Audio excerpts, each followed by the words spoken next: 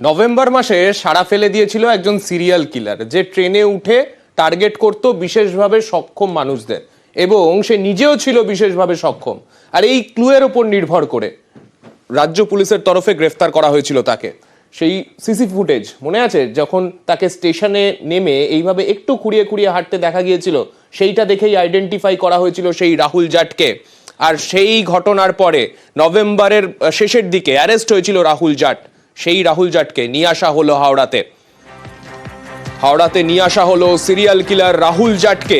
বালির তবলাবাদক খুনে ধৃত রাহুল জাট।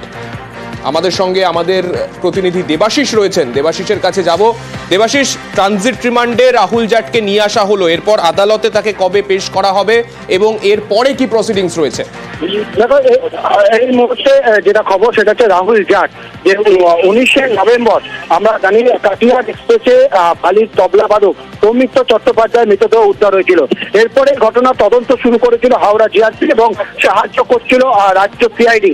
এই সিআইডির তরফে যখন এই কাটিহারে যাওয়া হয় এবং তারই মধ্যে একটি ব্রেকথ্রু আসে, সেটি হচ্ছে গুজরাটে এক ব্যক্তি সুপারি কিলার বা সিরিয়াল কিলার যে রাহুল জাট, তাকে ধরা হয়েছে। তদন্তে নেমে সিসিটিভি ফুটেজ চেক করে দেখা যায় যে এই যে কাটিহারে হত্যাকাণ্ড, এই কাটিহার স্টেশনেও কিন্তু রাহুল জাটকে দেখা গেছিল এই কাটিহার এক্সপ্রেসে প্রতিবন্ধী বা বিশেষভাবে সক্ষমদের কামরায় উঠছে। ফলে এই রাহুল জাট 3 মাসে 5 জনকে খুন করেছিল সিরিয়াল কিলার হিসাবে। নিজেও একজন বিশেষভাবে সক্ষম এবং বিশেষভাবে সক্ষম মানুষদের তিনি কিন্তু টার্গেট করতেন। এবার দীর্ঘদিন গুজরাটে সেখানে একাধিক মামলা তার বিরুদ্ধে ছিল। সেই মামলার যে যোকে গ্রেপ্তার করা হয়, তাকে কোর্টে পোর্ট করা হয়। পরবর্তীকালে হাওড়া জিআরপির তরফ থেকে একটি আবেদন জানানো হয়েছিল গুজরাট পুলিশকে। এই আবেদনের মাথায় রেখে গতকালই তাকে কিন্তু হাওড়ায় নিয়ে আসা হয় ট্রানজিট রিমান্ডে। আজই তাকে হাওড়া আদালতে পেশ করা হচ্ছে এবং নিজেদের হেফাজতে চেয়ে আবেদন জানিয়েছে হাওড়া জিআরপি, কারণ তাকে জিজ্ঞাসাবাদ করা হবে, খুনের কারণ কি, কিভাবে খুন করেছিল, পুরো বিষয়টি খতিয়ে দেখা হবে। ফলে এই মুহূর্তে হাওড়া আদালতে তোলা হয়েছে রাহুল জাট ওরফে ভলুকে। নামে ছিল করমবীর, অথচ কাজ তার একেবারে আস্ত শয়তান বলতে যা বোঝায়। তার এক রোমহর্ষক সিরিয়াল কিলার, তার গল্প ছিল এই গ্রেফতারি।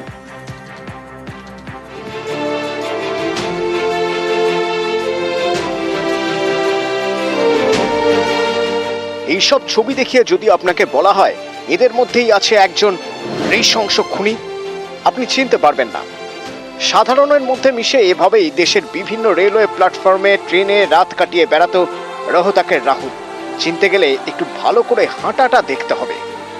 বাঁ পায়ে আঙুলের উপর ভর করে হাঁটে রাহুল। রোহতাকের রাহুল করমবীর জাট। তা কর্মবীরই বটে, যা কীর্তি করেছে তাতে 4 রাজ্যের পুলিশের ঘুম উড়ে গিয়েছিল।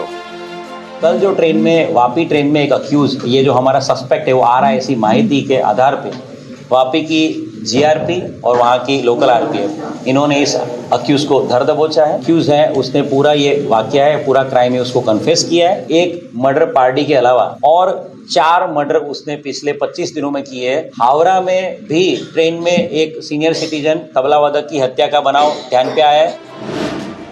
শুরুটা হয়েছিল ট্রাক চুরি চক্রের সঙ্গে হাত পাকিয়ে, তারপর অস্ত্র পাচার, একসময় ধরা পড়ে জেল। এ পর্যন্ত ঠিকই ছিল। জেল থেকে বেরোনোর পর রোহতাকের রাহুল মহারাষ্ট্রের এক জায়গায় কাজও করছিল।